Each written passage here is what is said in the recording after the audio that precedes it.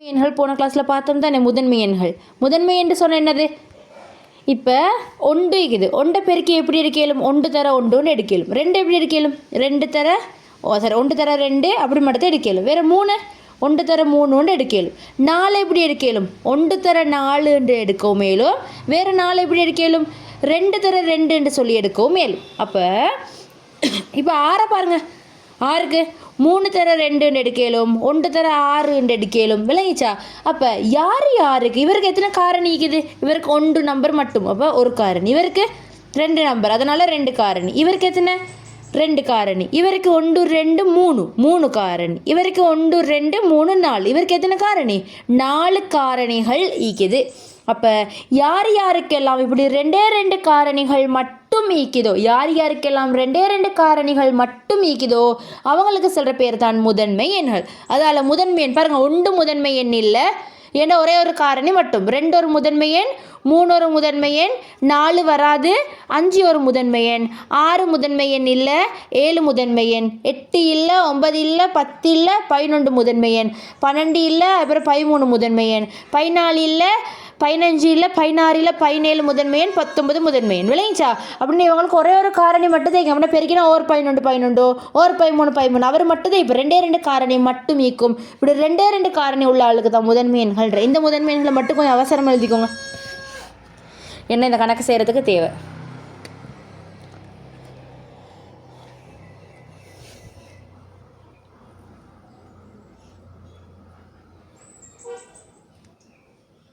காப்பே அப்படின்டா பொது காரணிகளில் பெரியது. பொது காரணிகளில் பெரியது. இப்போ உங்களுக்கு 3 நம்பர் தந்திக்கிறான். 6 ஒரு நம்பர், 12 ஒரு நம்பர், 18 ஒரு நம்பர். இதோட போக்காப்பையை கண்டுபிடிக்க சொல்கிறான். நீங்கள் முதன்மை எண்கள் யார் 2 3 5 7 எல்லாம் முதன்மை எண்கள் தானே. இவங்களால தான் நீங்கள் இந்த ஆக்களை பிரிக்க போகிறீங்க. ஒன்றாவது 6 எழுதி 6 2ஆல் பிரிப்போம். சரியா? ஓட்டருக்கு தான் பிரிக்கணும். நம்ம 2ஆல் பிரிக்கையில் எடுத்து 3க்கு போகணும். இப்போ 6 2ஆல் பிரிச்சிங்கன்னு சொன்னால் 3 வருது. 3 2ஆல் பிரிக்கலுமா? 7ஆது. இப்போ தான் நீங்கள் அடுத்த முதன்மை எண்ணுக்கு வரணும். யார்? 3 3ஆல் பிரிச்சிங்கண்டா 1. இப்படி 1 வர வரைக்கும் பிரிக்கணும். 12 பாருங்கள். இப்போ 12 2ஆல் பிரிச்சிங்கன்னு சொன்னால் 12 2ஆல் பிரிச்சிங்கண்டா 6 2ஆல் பிரிச்சிங்கன்னு சொன்னால் 3 3ஆல் பிரிச்சிங்கன்னு சொன்னால் 1. இப்போ இதே மாதிரி 18க்கு வாங்க. 18 2ஆல் பிரிச்சிங்க என்று சொல்லி சொன்னோம் 9 2ஆல் பிரிக்கலுமா? 7. அப்போ அடுத்த முதன்மை எண் யார்? 3க்கு போகிறேன். 9 3ஆல் பிரிச்சிங்கன்னு சொன்னால் 3 3ஆல் பிரித்தா 1. இப்போ எல்லாத்தோட நம்பரையும் நீங்கள் என்ன செய்ய போகிறீங்க? எழுத போகிறீங்க. 6 12 18 எழுதிட்டு இவங்களோட நம்பரை நீங்கள் எழுத போகிறீங்க. இவருக்கு 2 தர 3 இந்த இங்கிட்டு சைடில் உள்ள நம்பர் 2 எழுதுறேன். 12க்கு பதிலாக 2 தர 2 தர 3 2 தர 2 தர 3. 18க்கு பதிலாக 2 தர 3 தர 3 எழுதுறீங்க. இப்படி எழுதிட்டு அடுத்த வேலை என்னான்னு சொன்னால் நீங்கள் 3லையும் ஈக்கிற ஆக்களை நீங்கள் மார்க் பண்ண போகிறீங்க. இப்படி ஒரு 3லையும் இப்படி ஒவ்வொன்றை செலக்ட் பண்ணி மார்க் பண்ண போகிறீங்க. சரியா? இது 3. வேறு யார் எடுக்கலும்? 3ஐயும் எடுக்கலும் தானே. வேறு யார் 3லையும் மிக்கிறதா? இந்த 2 இங்கே ஒரு 2 தான் நிற்கிது, 3 1 தான் நிற்கிது. அப்போ 2ஐயும் எடுக்கலாம். 3லையும் மிக்கிற மாதிரி ஜோடுகள் எடுக்கணும். சரி, அப்போ 2 தான் வருதுங்கன்னு. அப்போ இந்த நீங்கள் மார்க் பண்ணின 2ஐயும் நீங்கள் பெருக்கினா வார விடத்தான் பொது மடங்குகள் பொது காரணிகளில் பெரியது. விளங்கிச்சா? எப்படி செஞ்சேன்ட்டு பாருங்கள். இன்னொருக்கா செய்கிறேன். 6 12 18 நம்பர் தந்திக்குது. 6 பிரிக்கிறேன் 2ஆல் பிரித்தா 3.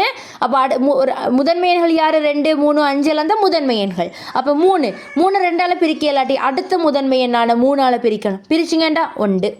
இப்போ 12க்கு வாரீங்க. 12 2ஆல் பிரித்தா 6 2ஆல் பிரித்தா 3 3ஆல் பிரித்தா 1. சரியா? அதே மாதிரி 18 பிரிக்கிறீங்க. 18 2ஆல் பிரித்தா 9 2ஆல் பிரிக்கலாம். சரி, அடுத்த முதன்மை எண்ணுக்கு வரணும். 3ஆல் பிரிக்கிறீங்க. 3ஆல் பிரிச்சிங்கன்னா 3 3ஆல் பிரித்தா 1. அப்போ இப்போ நீங்கள் எழுதுறீங்க, எல்லாத்தையும் தொகுத்து எழுதுறீங்க.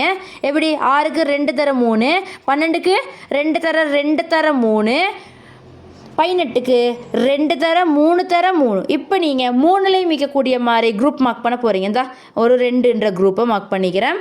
இப்போ அடுத்தது 3ன்ற குரூப்போட மார்க் பண்ணிக்கிறேன். தனி உள்ள ஆளெல்லாம் தேவையில்லை, தனியாக 2ல் உள்ள ஆளெல்லாம் தேவையில்லை. 3லையும் மிக்கக்கூடிய மாதிரி 3 நம்பரை மார்க் பண்ணணும். சரியா? 3லையும் மிக்கக்கூடிய மாதிரி மார்க் பண்ணணும். இப்படி சரியா? இப்படி மார்க் பண்ணிவிட்டு அவங்கள நீங்கள் வேறையே எடுக்கிறீங்க. 2 தர 3. இப்போ விட 6. விளங்கிச்சா? இப்படி தான் செய்கிறேன். நீங்கள் உங்களுக்கு தந்தி இது இப்போ நீங்கள் செய்யுங்க இதை 6க்கும் 12க்கும் மட்டும் செய்யுங்க. யார் வரண்டு பாருங்கள். 6க்கும் 12க்கும் மட்டும் 6 அப்படி பிரிச்சுட்டு போங்க, 12 அப்படி பிரிச்சுட்டு போங்க. செய்கிற 1வது 6 சரியா? முதன்மையன்கள் யார் யார் 2 3 5 எல்லாம் தான் முதன்மையன். 1வது முதன்மையன் 2ஆல் தான் பிரிக்கணும் எல்லாத்தையும்.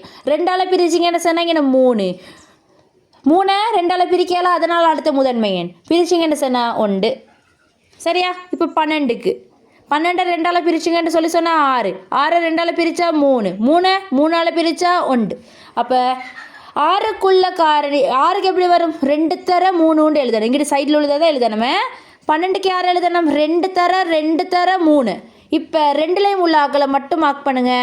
அப்போ என்ன விட 2 தர 3 3 6 சரியா?